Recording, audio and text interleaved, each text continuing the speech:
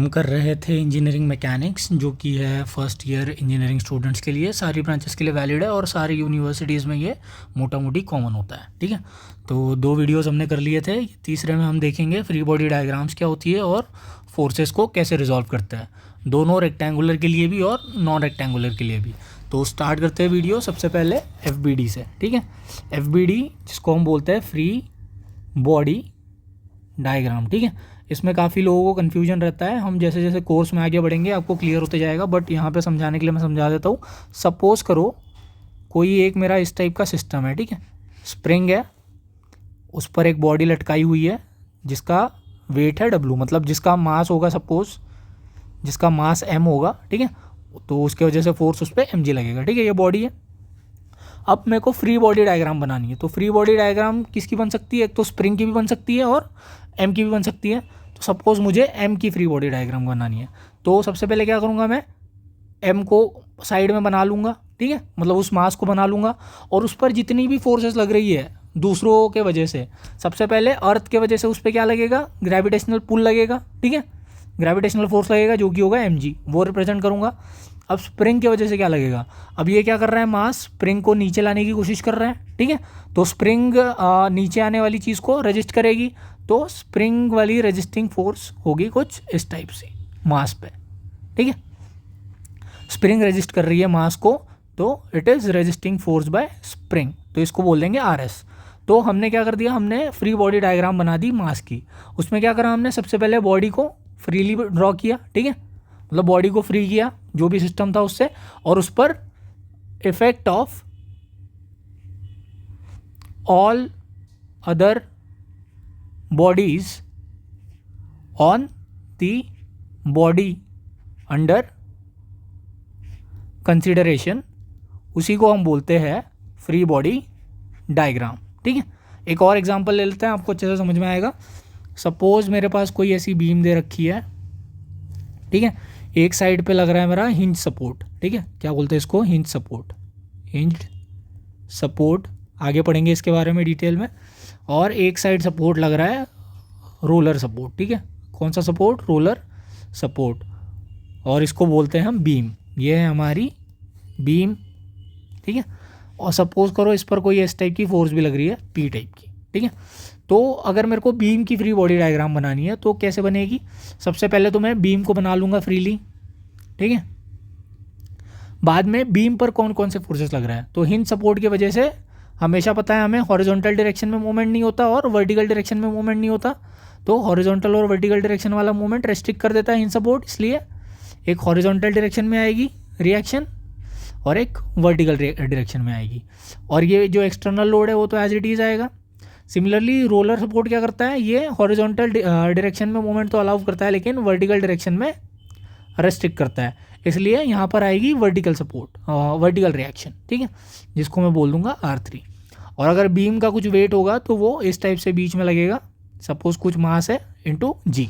तो ये मेरी क्या हो गई, ये मेरी हो गई फ्री बॉडी डायग्राम। किसकी फ्री बॉडी डायग्राम, बीम की। ठीक है, क्योंकि हमने बीम बनाया और बीम पर सारे बॉडीज़ की वजह से फोर्सेस बनाई। इसी के बदले अगर मुझे हिंज सपोर्ट की बनानी है फ्री बॉडी डायग्राम, तो कैसे बनेगी, मैं हिंज सपोर्ट बना दूंगा और न्यूटन लॉ के हिसाब से यहाँ पर ये जो बीम पर लगाएगा, beam equal and opposite hinge पर लगाएगी। ठीक है, तो ये बनेगी इस टाइप से R2 और R1। क्लियर है।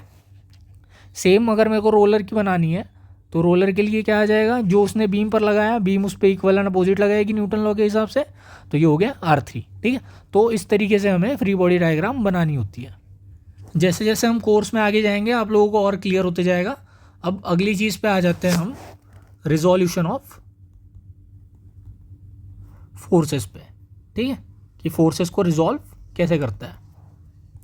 तो रिजोल्यूशन समझने के पहले ना रिजल्टेंट ऑफ फोर्स समझते हैं। रिजल्टेंट ऑफ फोर्सेस क्या होता है। ठीक है, तो अगर कोई मेरे पास बॉडी है, उस पर बहुत सारी फोर्सेस एक्ट कर रही है। ठीक है, F1, F2, F3 and so on. तो इन सारे फोर्सेस को मैं एक रिजल्टेंट के टर्म्स में रिप्रेजेंट कर सकता हूँ, मतलब सारों को ऐड करके, वेक्टोरियली ऐड करके, क्योंकि फोर्स मेरा वेक्टर है, तो इन सबको वेक्टोरियली ऐड करके मैं रिजल्टेंट इसका निकालूंगा तो उससे क्या पता चलेगा मुझे, उससे पता चलेगा कि ये रिजल्टेंट फोर्स कहाँ एक्ट कर रहा है, क्योंकि जिस डायरेक्शन में फोर्स एक्ट करता है बॉडी पे उसी डायरेक्शन में क्या होता है, मोशन होता है बॉडी का, ठीक है, अगर मोशन की बात करते हैं तो हम, इसलिए रिजल्टेंट निकालना ज़रूरी है। तो अगर बहुत सारी फोर्सेस दी है, मतलब फोर्सेस का सिस्टम है, तो उसका हम एक रिजल्टेंट निकाल सकते हैं। उसी टाइप से रिजोल्यूशन में क्या होता है, रिजोल्यूशन में कोई अगर हमारे पास एक फोर्स दिया हुआ है तो उसको हम क्या कर सकते हैं, रिजॉल्व कर सकते हैं अलॉन्ग रेक्टेंगुलर एक्सिस, मतलब एक्स वाई डायरेक्शन में, म्यूचुअली परपेंडिकुलर डायरेक्शन में। जब म्यूचुअली परपेंडिकुलर डायरेक्शन में रिजॉल्व करते हैं तो जिसका एक्स के अलॉन्ग कंपोनेंट है उसको एफ एक्स बोलते हैं, जो वाई के अलॉन्ग कंपोनेंट है उसको एफ वाई बोलते हैं। तो दोनों म्यूचुअली परपेंडिकुलर है, इसलिए उसको रेक्टेंगुलर कंपोनेंट्स बोला जाता है, रेक्टेंगुलर कंपोनेंट्स ऑफ फोर्सेस, ठीक है।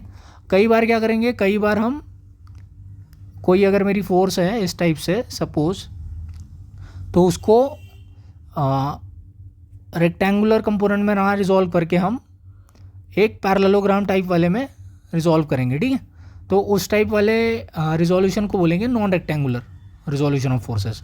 सपोज ये मेरी रिजल्टेंट है, तो इसको कोई एक हॉरिजॉन्टल और कोई एक वर्टिकल डायरेक्शन में हम रिजॉल्व कर देंगे। तो एक पूरा एग्जांपल लेके समझ लेते हैं, पहले रेक्टेंगुलर वाला समझते हैं। तो सपोज पहले मैं एक एक्स वाई एक्सिस बना लेता हूँ, ठीक है, ये मेरा एक्स एक्सिस हो गया, ये वाई एक्सिस हो गया। तो इमेजिन करो कोई एक फोर्स लग रही है जिसका मैग्नीट्यूड है कुछ इस टाइप का, उसको बोल देंगे एफ, ठीक है। अब इसका अगर मैं रेक्टेंगुलर कंपोनेंट निकालना है मुझे एक्स और वाई एक्सिस के लॉन्ग, तो क्या करूँगा मैं, सपोज ये एक्स एक्सिस से एंगल बना रही है थीटा, ठीक है। तो यहाँ से यहाँ तक वाला जो कंपोनेंट हो जाएगा वो हो जाएगा एफ एक्स, और इसका जो वाई एक्सिस पे जो प्रोजेक्शन हो जाएगा वो हो जाएगा एफ वाई, ठीक है। तो ये वाला और ये वाला डायमेंशन सेम है, ठीक है, ये वाला और ये वाला डायमेंशन सेम है, और ये वाला और ये वाला डायमेंशन सेम है। तो अगर मैं इसको ओ बोल दूँ, इसको ए बोल दूँ, इसको बी बोल दूँ, तो अगर मैं ट्रायंगल ओ ए बी देखता हूँ, ठीक है, तो ओ ए बी मेरा क्या है, राइट एंगल ट्रायंगल है, ठीक है। और इसमें अगर मैं पाइथागोरस थ्योरम लगाता हूँ तो क्या हो जाएगा मेरा, O B square is equal to O A square plus A B square, ठीक है। और ओ बी स्क्वायर क्या हो जाएगा, ओ बी स्क्वायर मेरा हो जाएगा एफ का स्क्वायर, मतलब एफ का जो मैग्नीट्यूड है उसका स्क्वायर, और ओ ए स्क्वायर क्या हो जाएगा, ओ ए स्क्वायर हो जाएगा हमारा एफ एक्स स्क्वायर प्लस और ए बी हो जाएगा एफ वाई स्क्वायर। तो आप इस टाइप से रिजल्टेंट का मैग्नीट्यूड निकाल सकते हैं अगर आपको रेक्टेंगुलर कंपोनेंट पता हो। और रिजॉल्व कैसे करना है, रिजॉल्व ऐसे करेंगे कि मैं अगर साइन थीटा लिखता हूँ तो साइन थीटा क्या आ जाएगा इस ट्रायंगल में, साइन थीटा आ जाएगा अपोजिट, अपोजिट मतलब ए बी अपॉन हाइपोटेनियस मतलब ओ बी, और ए बी क्या है, ए बी है एफ वाई और ओ बी है एफ।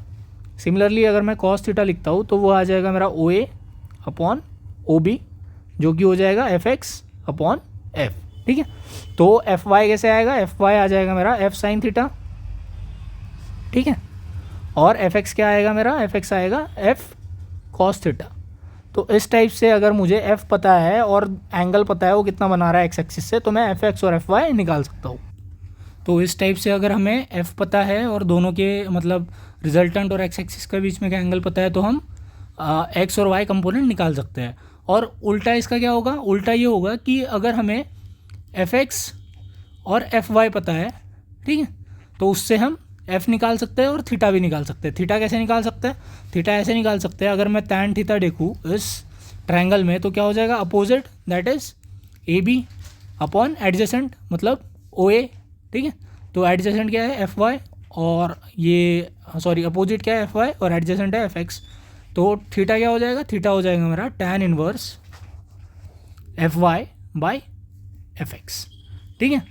तो बोथ वेज है ये कि अगर आपको एफ पता है और थीटा पता है तो एफ एक्स एफ वाई निकल जाएगा, ठीक है। अगर आपको एफ पता है और थीटा पता है तो एफ एक्स और एफ वाई निकल जाएगा, और अगर आपको एफ एक्स और एफ वाई पता है तो एफ और थीटा निकल जाएगा, ठीक है। लेकिन एफ और थीटा पता है तो एफ एक्स और एफ वाई निकालने को ही हम बोलते हैं रिजोल्यूशन ऑफ फोर्सेस, ठीक है, रिजोल्यूशन ऑफ फोर्सेस। और ये जो उल्टा होता है ना कि एफ एक्स और एफ वाई पता है और एफ और थीटा निकालना, इसको हम बोलते हैं, इस चीज़ को हम बोलते हैं रिजल्टेंट फाइंड करना, ठीक है, रिजल्टेंट ऑफ फोर्सेस और फोर्स कंपोनेंट्स। क्लियर है।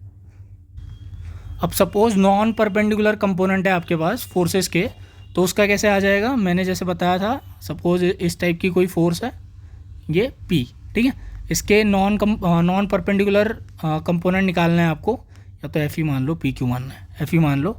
एंड इसके नॉन परपेंडिकुलर निकालना है, तो सपोज़ ये इधर साइड ऐसा हो जाएगा और इधर साइड ये कंप्लीट कर लेते हैं पैरेललोग्राम अपना। तो ये डॉटेड लाइन बना के हमने पैरेललोग्राम कंप्लीट कर लिया। ये हो गया O।